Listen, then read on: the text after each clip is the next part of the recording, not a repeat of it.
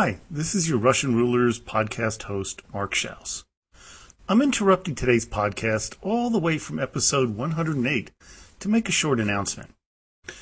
I've created a new blog site for all things having to do with Russian history and far beyond just the rulers. You can find it at www.russianrulershistory.com. I mean, there's a lot of content there already to read about things like the Decembrist Revolt of 1825, the life of Svyatopolk the Accursed, Nikita Khrushchev, and much, much more. Of course, there's also a small little PayPal donation button there if you want to help support the podcast. It would be much appreciated.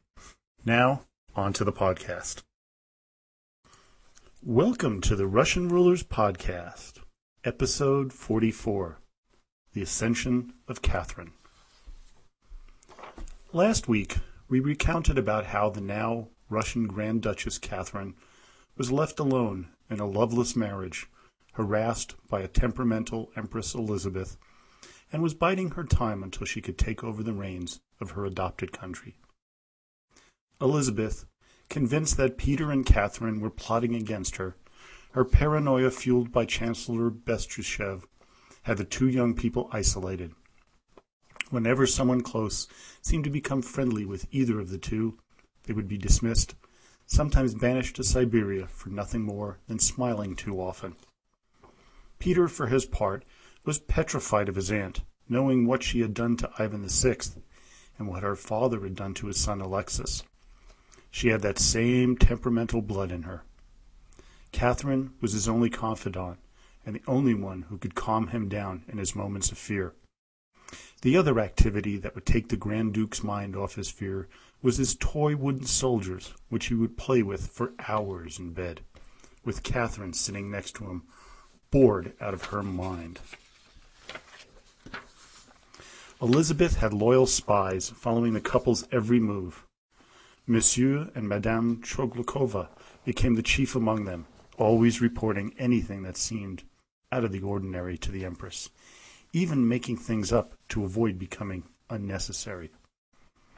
By now, Catherine was a young woman of 18, who, as she put it, quote, "I was growing prettier by the day. I was tall and had a fine figure. I lacked only a little embonpoint. I was rather thin." Catherine, while she considered herself tall, was in actuality about 5'3" tall. There were many who were charmed by the young lady, but they had to be circumspect, lest Elizabeth grow suspicious. Another issue that was being brought up was the lack of a child and heir. Wasn't this why Catherine was summoned to Russia? While it was Peter who lacked the performance capability, it was Catherine who was blamed. She needed to step up and use her female skills to make Peter impregnate her. Elizabeth talked often about annulling the marriage due to it not being consummated and sending Catherine back to Germany, something that frightened the Grand Duchess as her mother was broke and in France and her father had passed away. How could she have a baby with the asexual buffoon of a husband and save her position? Then she met Sergei Saltykov. At this juncture, we begin to tread into dangerous historical waters.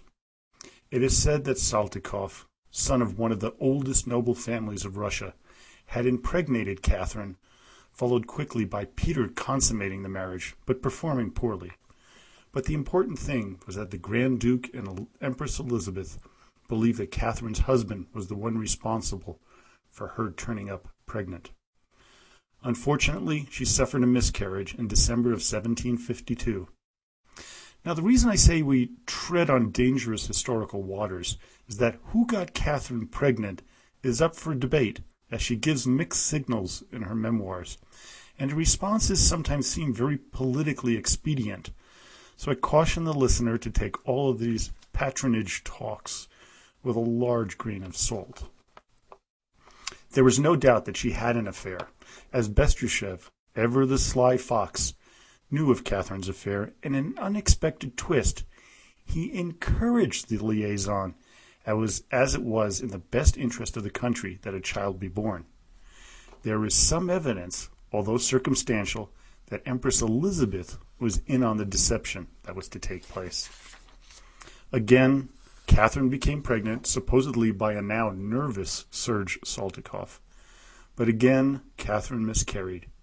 Then in January of 1754, she was pregnant once again by guess who?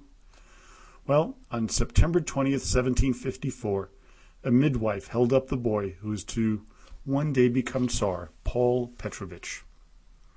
As soon as he was cleaned up, he was taken away from his mother. And as Troyat puts in his book on Catherine, quote, "She was only a womb emptied of its contents. She was no longer of interest to anyone. In an instant, her room was deserted," unquote. Now, imagine going through the pain of childbirth. There's no anesthetics. And then being left all alone. Now, there's suspicion here that Peter was indeed the father of the child, and that Catherine, who insinuated in her memoirs that it was Saltykov to blunt any criticism because she later had the father of her child killed when she overthrew her husband years later. Now, whoever was truly the father, it didn't matter, as Empress Elizabeth took the child under her wing. Saltykov, for all his troubles, was sent away to become the permanent minister for Russia in faraway Hamburg. She saw him a few more times in 1755, but when he left for his post that spring, she would never lay eyes on her first true love again. Catherine, instead of letting the abandonment and shabby treatment get her down, noticeably matured. She began taking on lovers, first Count Stanislaus Poniatowski, then others. Peter also floundered about. At this time in 1756, Russia flipped alliances from England and Prussia to France and Austria. This put the royal couple in a pickle, as they were both born Prussians and greatly admired its leader, Frederick II. Catherine knew that Elizabeth could easily name her son Paul heir and send both parents back to Germany. It was here that Catherine began to conspire to take control of Russia, once Elizabeth died. That is, if she got the chance. Catherine brought herself closer to Bestuchev, who was once her mortal enemy. Elizabeth, for her part, began to lower herself down the road of debauchery, getting drunk every night and using a new lever whenever it suited her. Her health, both physically and mentally, were declining rapidly, much like her father, Peter the Great. Catherine was once again pregnant. By whom, it is not clear. On December 9th, 1758, she gave birth to a daughter, Anna, who, like Paul, was quickly taken from her. The political tides were now turning against Bestuchev and towards his rival, Vice-Chancellor Vorontsov, and the brothers Shuvalov. On a Sunday in February 1759, before a pair of weddings of some noblemen, Bestuchev and a number of Catherine's friends, including Poniatowski, were arrested and accused of treason. The Grand Duchess was in trouble by association, and she knew it. Catherine became cold and calculating, feigning an illness and demanding a confessor, but not just anyone, but Elizabeth's, Father Dubiensky. She pled her case and demanded to return to Germany. Catherine had to take this tact as the Empress was refusing to see her. Dubiensky made her case to Elizabeth, who agreed to see Catherine on April 13th, 1759. When she went into the room where the Empress was seated, she noted all the others that were there too. This was not a one-on-one meeting, but a trial. Almost immediately, letters from Catherine to Bestuchev and the fallen General Apraksin were put into evidence. With great courage, Catherine dropped to her knees and begged to be sent home, as she was alone and no one loved her, abandoned by all. A battle of wits raged between Elizabeth and Catherine, and then Peter chimed in with a clumsy attack on his wife, hoping to rid himself of her so he could marry his mistress, whom he flaunted openly. Catherine showed real guts that even Elizabeth was shocked by, But the Grand Duchess was winning the day by calling her accusers bluff, as the evidence they had was weak. The next day, Elizabeth had made a comment to a courtier about Catherine. Quote, "She loves truth and justice. She is a woman of great sense, but my nephew is a fool." Catherine was now safe. In April 1759, her daughter Anna died, but while she wept for the loss, she was never close to the girl, only seeing her briefly once a week. Also, she was isolated from the political world, just in case she really was involved in things she shouldn't have been into. It is at this juncture that Catherine meets one of the loves of her life, Grigory Orlov, the grandson of a Streltsy soldier who Peter the Great had pardoned because of his bravery in the face of execution. And there was a little side note here. He was about to be executed, and he was walking up the planks to be beheaded, when he looked down and he saw the head of another Streltsy that had just been executed, and he kicked the head and just plopped his head down and went, "Do it." Peter was so impressed by this lack of fear that he pardoned him. Well, Grigory and his 4 brothers were to be critical to Catherine's future plans. She brought the men closer to her, as well as Count Nikita Panin, who detested Grand Duke Peter and his Prussian mannerisms. Her net of intrigue became larger and stronger. Now, Panin was a pupil of Bestrushev, but he had correctly distanced himself long ago, protecting his reputation. Now, Vorontsov and Peter were busy scheming to rid the country of Catherine and her bastard son Paul. But they had not counted on Ivan Shuvalov, one of their allies, switching sides towards Catherine. Shuvalov, who was very close to the Empress, knew that when Elizabeth died, he was finished, as Peter was an imbecile and Catherine was the real power broker. But when Elizabeth died on Christmas Day in 1761, all present fell to their knees when Peter III was proclaimed emperor. At the funeral, Peter, now full of himself, refused to stand vigil at his aunt's funeral, a stupid blunder that angered many. To top it off, his behavior when he did show up was appalling, as he laughed inappropriately, mocked the priests, and generally acted like a childish ass. Catherine, for her part, acted like the grieving niece. She genuflected repeatedly, making the sign of the cross at the appropriate moment. The public, as well as the nobles, took note and couldn't help but admire her. Baron Breteuil of France wrote, quote, "The Empress is gaining ground in the minds of all.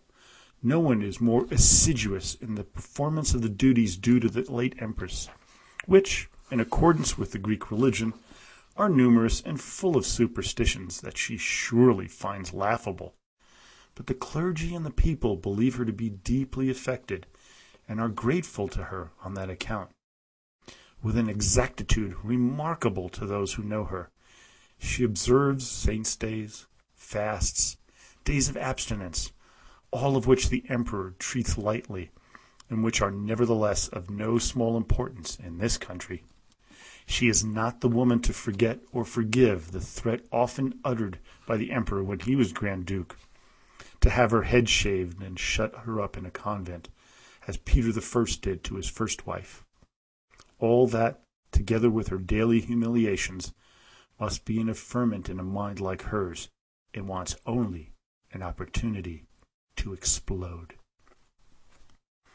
Peter then pulled off the ultimate idiocy by acting like a clown during the final funeral procession for Elizabeth.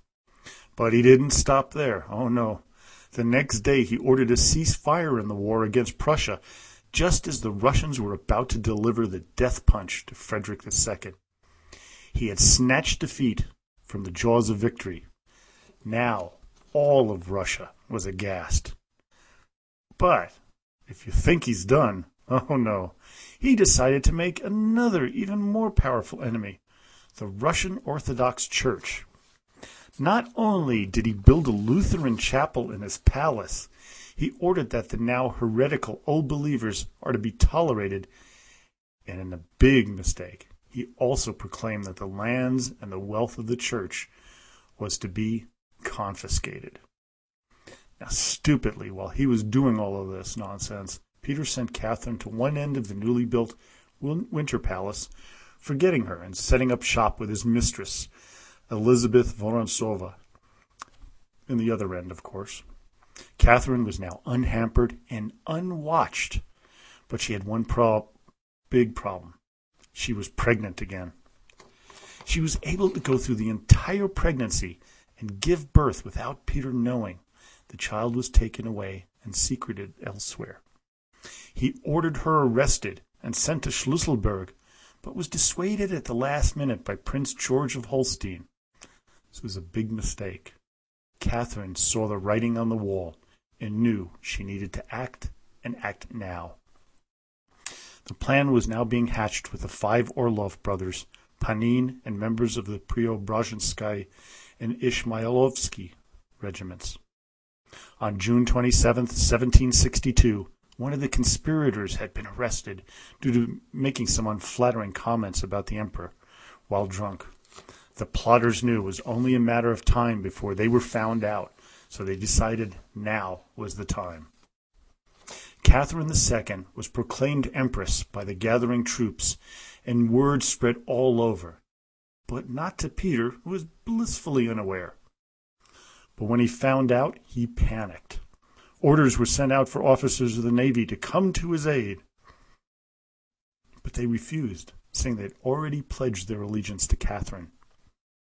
Catherine donned a male military uniform and wrote a note to the Senate which stated, quote, "Gentlemen of the Senate, I am leaving the city at the head of an army in order to bring peace and security to the throne.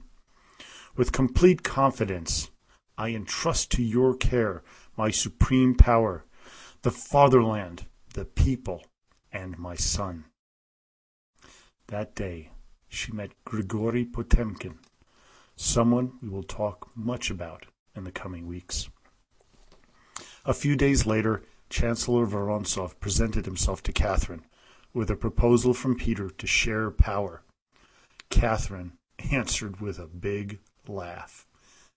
Vorontsov knew the writing on the wall, and he switched his allegiance to Catherine. Peter was now at Orienbaum and was a virtual prisoner, as most, if not all, of the military had declared for Catherine. Knowing it was over, Peter was forced to sign an act of abdication written by the Empress. It said, quote, "During this brief period of my absolute reign over the Empire of Russia, I have recognized that my strength was not sufficient to bear such a burden. For this reason, after mature reflection, I solemnly declare, of my own free will, to all Russia and to the entire universe, that I renounce the government of the said empire for as long as I shall live." There was no longer any doubt as to who was the boss.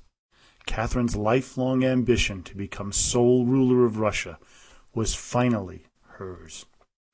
Now she needed to figure out what to do with her wretched husband. It was to become one of the biggest blemishes on her stellar reign. Next week, we recount the last days of Peter III and begin telling the story of the grand reign of Catherine the Great. Now, for this week in Russian history, for the week of April 10th through the 16th. We have a number of deaths here. In 1093, Prince Vyacheslav I of Kiev died. In 1113, Sviatopolk II of Kiev, the Russian prince, also died. In 1132, Mstislav I of Kiev passed away.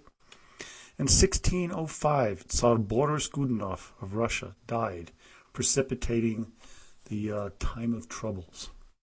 In 1682, we have Avakum, the Russian priest and writer, dying. In 1684, Catherine I of Russia was born.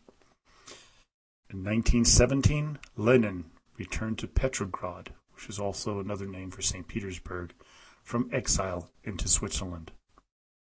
And in 1961, Prince Yuri Gagarin becomes the first human to travel into outer space, and Vostok 1. Well, thanks for listening to this episode. I hope you enjoyed it. Please don't forget to visit the website at russianrulers.podhoster.com or become a Facebook friend and join the hundreds of others there at Russian Rulers History Podcast. And please leave a comment, make a suggestion, or ask a question. But as always, до свидания и спасибо большое.